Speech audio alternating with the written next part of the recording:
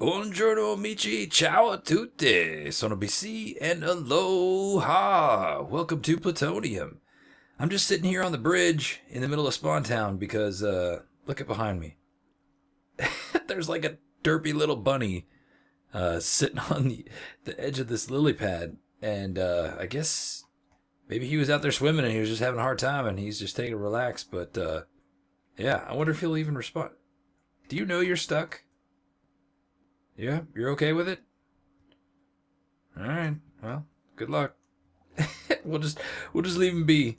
Every world needs that one stranded animal doing something, right? So, anyway, Amici, it has been a long time since the last time we were together, and I know I said I'd be right back, but let me tell you what, it has taken forever and a day for me to finally get my studio up and running in my new house, but it is up and running.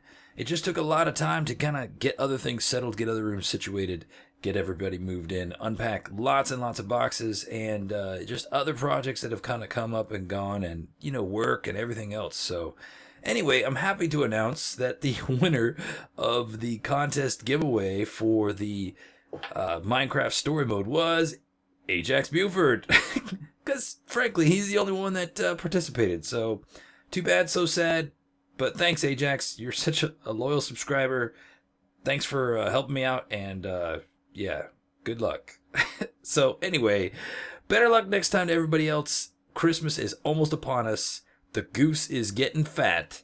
Oh yes, Christmas is coming, and we actually got some work to do today about that, and definitely gonna have a giveaway because Christmas marks the 2 years that I have been making videos with you, Amici. So anyway, I've done more work on the tower here, and I want to show you, see if you can see. Now, I went back and I took out the iron bars that I had put in, and I really didn't like them. And then I put this diorite, both polished and non-polished diorite in stripes, and I think it ended up really sweet, really nice. Just a kind of a great accent piece. Did a little more details on the top there, but I also want to show you what I did down below here. So normally you would walk through this tunnel right here, and I needed to build the foundation to the edge of the church here. So I brought the foundation all the way down, and if you remember, there used to be a wooden bridge right here, and that is now gone because of this. But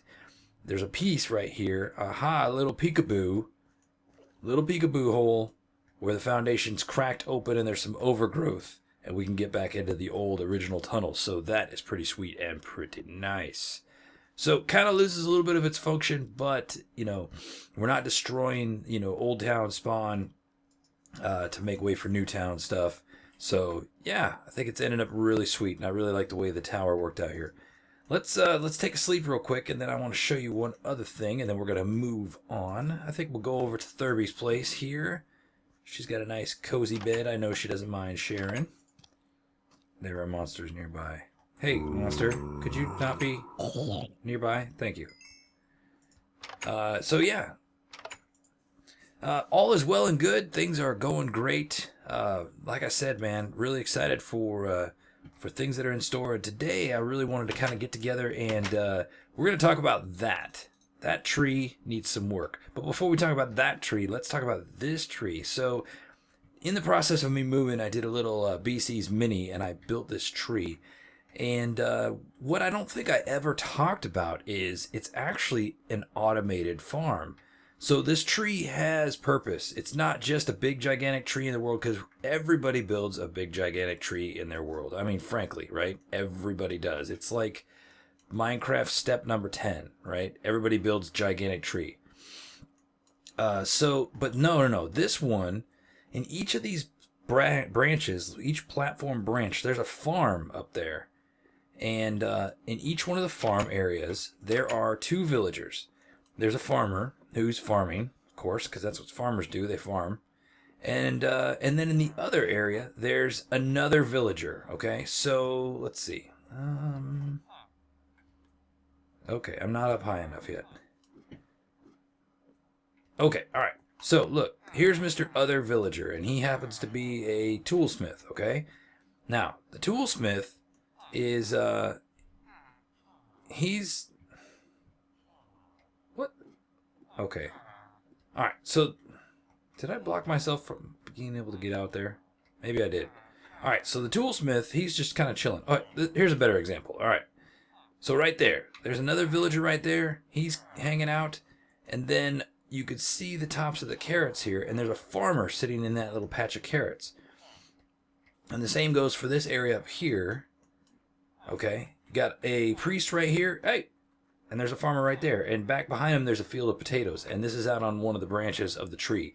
Now, what's going to happen is this guy's going to farm, and once he gets full of his inventory, he's going to want to give it to somebody. And usually, if you have a batch of farmers inside a field, they'll just throw stuff back and forth at each other until their inventories are full, and then it'll just lay on the ground and despawn. So what I've done is I've basically put this guy within eyesight of him, and so when he has enough potatoes, he's like, hey, I want to give it to somebody. I'm going to share it with my priest friend over here. And when he goes to throw the potatoes at the priest, they're going to get sucked up by this hopper, okay? And that's the same in all three instances. They're all going to get sucked up. And eventually, it's all going to make its way down to the bottom through a hopper chain that I built. And check this out. Bam! Like free food for days, man. Bread, because the guys, they're picking wheat. And but they're making bread out of it, and that's what they want to share. So there's a little bit of wheat and some seeds in there. I don't exactly know why. Maybe every once in a while things just kind of get dorked up. But man, potatoes, carrots, and bread. So free food for days, and that's what this whole tree thing is. And I've been wanting to build this in my world for a long time, and just finally got around to being able to do it. So yeah, very cool, very nice. Something great that you could add to your world. But anyway, like I said before, Christmas is coming. And it is time to get prepared for Christmas. And I want to do that today by decorating the tree. Oh yes. So there's a lot of decorations that we need to gather. I'm going to get some ender pearls because I know we're going to need them a little bit later. But there's a lot of decorations that we need to gather. And they're in all kinds of different places of our world. So this will kind of also be a good chance to kind of get a, I don't know, I guess a world review or a world tour.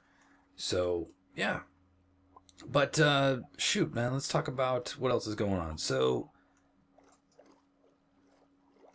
not much really. I've kind of been in I don't know, I guess not fully inspired recently. Really kind of trying to figure out what I want to do and where my creativity lies. I'll be totally honest that, my creativity right now is really focused in my real love, which is building cars. And like I said, I was able to get my hands on some cars, and I've just kind of really been putting a lot of focus and a lot of effort in that. Just moving into a new house, kind of putting a lot of focus and effort into getting things set up, decorated, and, getting furniture situated, and, trying to get the kids' room squared away and all that other stuff. So, everybody's kind of been getting taken care of. And to be honest, plutonium's just not one of those things that is kind of high on the priority. I got a lot of projects in mind. I've got a lot of things that I want to do and want to see happen. But to be honest, it's just a matter of, finding the time, and not only finding the time, but just the conditions have to be right. So, and in order for the conditions to be right, just the conditions got to be right. So anyway, if you haven't seen it, this is my guardian farm, and we're basically underneath a water temple. And this is the inside. Now, I basically kept it pretty much how it originally was. And I'll tell you what, I'm going to pan out to a quick flyby so you can kind of see what it looks like from the outside. And then down here, these are the drop chambers. Very, very intricately decorated. And you really can't even tell. But yeah. So the system works by proximity. Once I stand so far away, these guys start spawning. If I'm over here, I think they'll start dropping. There they go. And then there's a vacuum system on the ground, which is all activated by this lever here. and it'll just start picking up the shards and all the good things that we need, the crystals. I think I should have... Oh my gosh. Oh wow, pretty low on sea lanterns, to be honest. So I'll tell you what, let's let this run for a while, get some sea lanterns together, and yeah, we'll be right back. Alrighty, got myself a couple stacks of sea lanterns, so I think we are good to go out here. Go ahead and switch our vacuum system off that's collecting all the bits of entrails down below. And yeah, let's head on out to our desert village, where we are going to go ahead and repurpose some beacons, because those are a must for our Christmas tree. And through the magic of video editing, here we are already. So, yeah, if I hadn't mentioned it before, like I said, I am back on my rig, which is phenomenal. It is so nice to finally have, like, the layout that I want, the settings that I want, everything sounds the way I want it, everything's back the way I want it, and to boot. So, like I said, my gaming laptop is an iBuyPower laptop. However, it's amazing, it's great, but especially in Minecraft building, man, I'll tell you what, it makes a big difference when you're on something a little bit more robust than a 15-inch screen. And on my rig, I actually use two 27-inch Asus frameless monitors that are side by side, so it gives the appearance of just one large monitor. So makes a huge difference, let me tell you, Amici, and I'm so thankful to have a space to do that.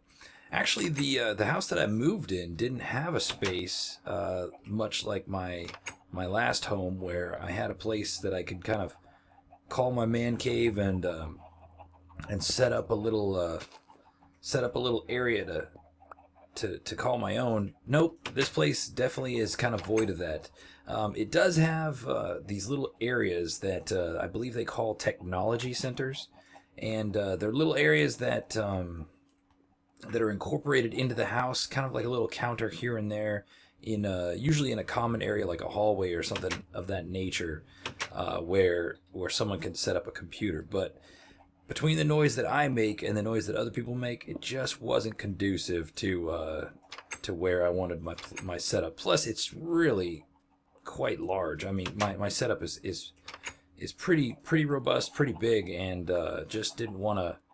The space that's offered is just not really big enough, not conducive enough. So anyway, I actually had to build furniture, and we repurposed a walk-in closet to be my man space, I guess you could call it. Now, man space kind of sounds weird, but and Anonymous has already got the coolest name for it. He's calling it my manhole. So instead of a man cave, I now have a manhole, and I'll tell you what, I'm so grateful to be able to have that. My wife and we did some very creative ways of organization and storage. I'll tell you, it's really different when the way that Europeans kind of store things and the way American houses store things. So it definitely has kind of been a challenge getting on board with all that. But we kind of put stuff in the attic on rafters. We incorporated some additional shelves. I actually have plans to build a shelf cabinetry system over the bathtub in the bathroom, because we really only use a shower. We don't use a bathtub, so there's really no point in having a tub there that's not even being used. So it's kind of breaking my heart to take these lanterns out of here, but we'll bring them back eventually, I suppose. But anyway, so yeah, I'm in the manhole, and with that said, there might be a slight echo in my voice, and it's because I still have yet to install some really good like echo cancellation stuff, like I don't know, something on the wall or something like that. I've got a little bit of decorations here and there that have kind of spruced it up, but I definitely need to kind of coat the walls a little bit more with a few more things in order to really kind of get a lot of that echo out of the sound. But hopefully I can take care of a lot of that in post, and it won't even be a factor. But yeah, just letting you know. So anyway, I'm just kind of going around this this village here and getting, you know what, I don't need you, guy. Get out of my life. Getting all this squared away. Now, you'll see off in the distance there, that is our big Spanish mission. And the whole point of that building is a squid farm. And so, you know what? I'm going to do a quick flyby with that and kind of show you what's going on, and then we'll head over that way.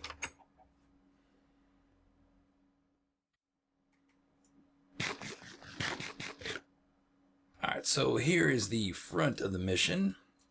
And this was kind of one of the first times that I tried to incorporate suits of armor on the outside, kind of like gargoyles or, you know, angels or statues of saints.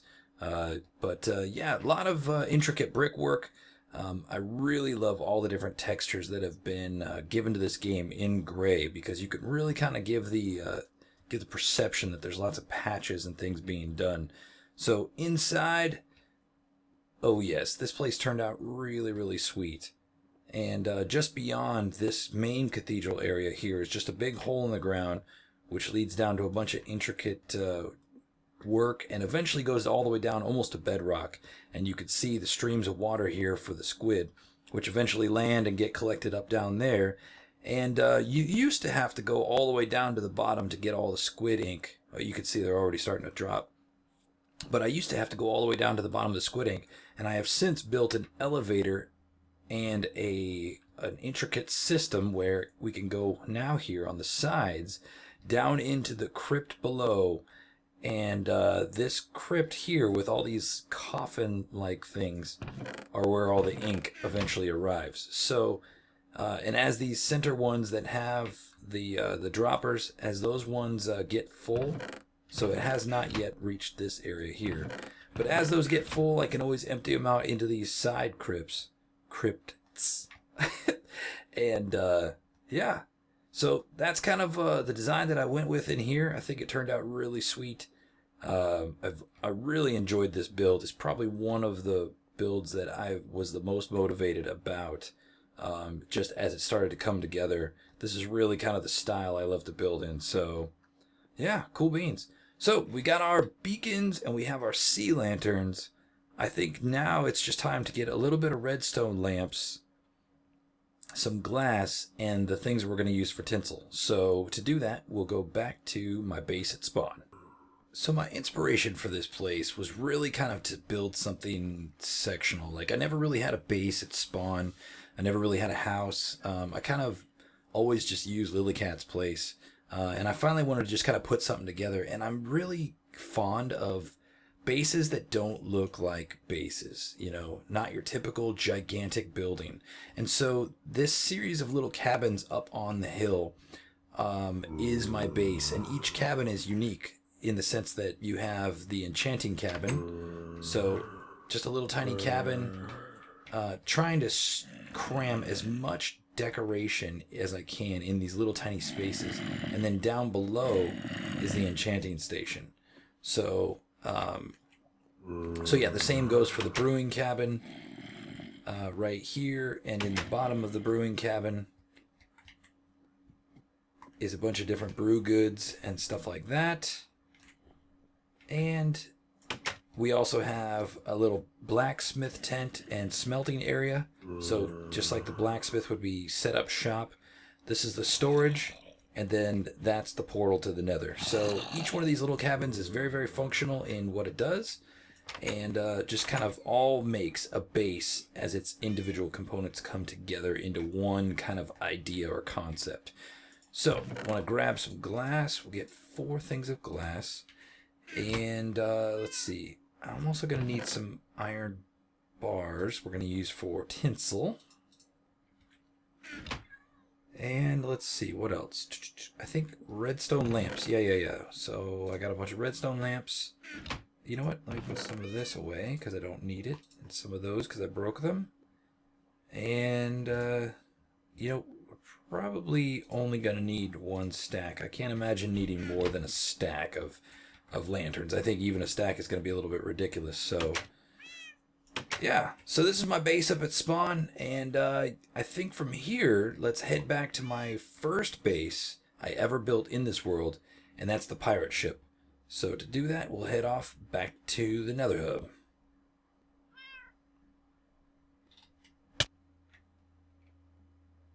All right.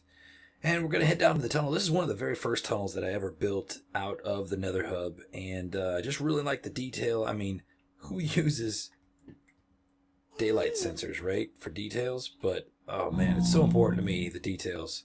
So important. I mean, that's really what it's all about. That's what kind of separates your build from anybody else, is the details. So I always encourage you to put as much detail as you can. Now, the pirate ship is my first project that I ever built in the world. And I built it as a mob farm. The entire purpose of it was simply to be a mob farm. And as I started out in the world, I was caving and just started lighting up all the caves, gathering all the resources I needed. And in effect, as I started doing that, slowly but surely, the mob farm would become more and more efficient. What am I doing? I am so mixed up. But anyway, the mob farm would become more and more efficient. So it was kind of like a self-fulfilling prophecy in the sense that, okay, I wanted my base to be this thing. I had this concept, but in order to do it, I had to kind of gather resources in the process. So that is how it came to be. So we're going to just grab a few of each color here, and I'll see you back at the tree. All right, Amici, I am back at the tree in Spawn Town. Got all the decorations, got all the glass. I've made everything the way it needs to be. And now it's time to decorate the tree. So let's put on a little music, make the Yuletides gay, and let's get going. What do you say?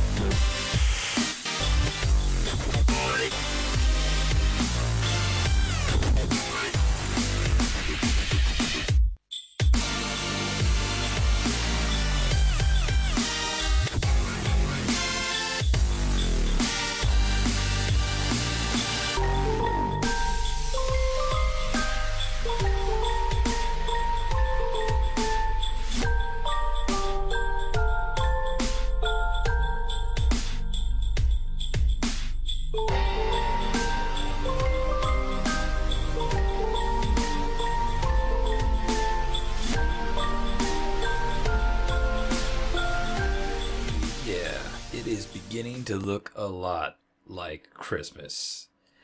All right, Amici, that's all the time I have for today. I hope you enjoyed this time that we could kind of get together and chat. We decorated our tree and, as a bonus, got a little bit of a world tour.